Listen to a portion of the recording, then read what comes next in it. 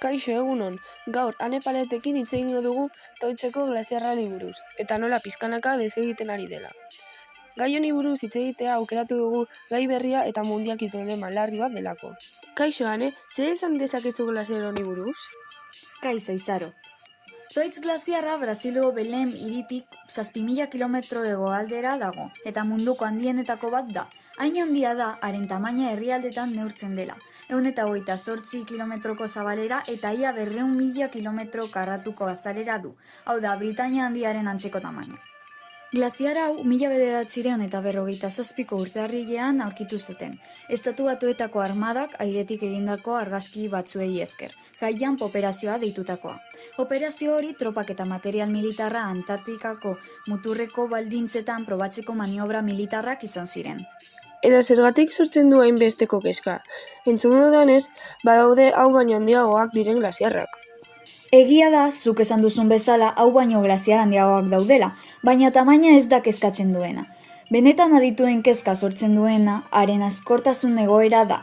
20. mendearen erdialdetatik aurrerak, plataforma kontinentalean, hau da, kostatik gertuan dagoen itsaspeko zatia, ur-fluxu nahiko bero eta sakona areagotu zelako hasi zen atzeraka da. Eta, geroago, klima aldaketak globalaren ondorioz, haize eredu nagusian izandako aldaketak bultzatuta. Arazo honek kezka asko sortzen ditu hain da horrela 2018an Toitzeko glaziarrari buruzko nazioarteko lankidetza proiektua martxan jarri zela. Zeinaren eginkizuna glaziarra gaur egongo kliman eta azken milaka urtean kontrolatzen duten prozesu fisiko kritikoak ulertzea dela, eta etorkizunean glaziarra nola aldatuko den eta zergatik jakiteko iragarpen fidagarrigo bat egitea. Bai, horrela izan da, ordutik ezarri dira kontrol neurri batzuk. Badakigu glaziar honek urtzeko arriskutsuan dagoela. Baina, zerk egiten du glaziar honek hain ahul?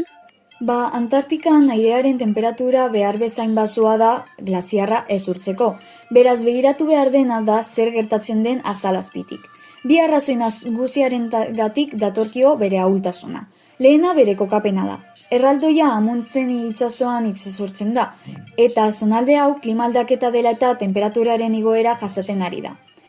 Morfologiari dagokionez, ia glaziar osoa itsasmailaren oso azpitik finkatzen da, beraz plataforma kontinentalerantz doan ur-epela jasotzen du. Horren ondorioz, gero eta epelagoak diren korronte horiek glaziarra kalte egiten dute behetik. Beraz, hori da benetan kezkatzen duena. Izebergek ez dute itsasoaren maila igotzen. Izotza ur ontzi batean bezalaxe gertatzen da. Urtzen bada ez da ur kantitatea igotzen, baina itsasora iritsiko litzatekeen glaziarraren zatia urtzen bada bai. Hori da, kolapso arriskuan daudenen artean handiena da. Erabat urtuko balitz itsasoaren maila 75 zentimetro igoko litzatekeela kalkulatu dute.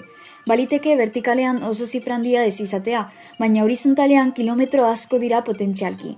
Gainera, hori galtzeak mendebaldeko Antartikako izotz geruzaren ondoko eremuei eragingo lieke, eta itsasoaren maila 3 metro baino gehiago igo daiteke.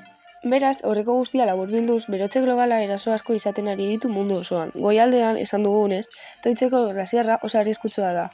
Berotze globala eragina egoten badu itsasoko altuera igo alda. Horregatik berotze globalaren kontra konponbide azkarrak bilatu behar ditugu. Arazoa, gero eta gehiago handitzen bada ez dago izango konponbide bat. Bueno, hau izan da guztia. Eskerrik asko entzuteagatik. Hurrengo astera arte.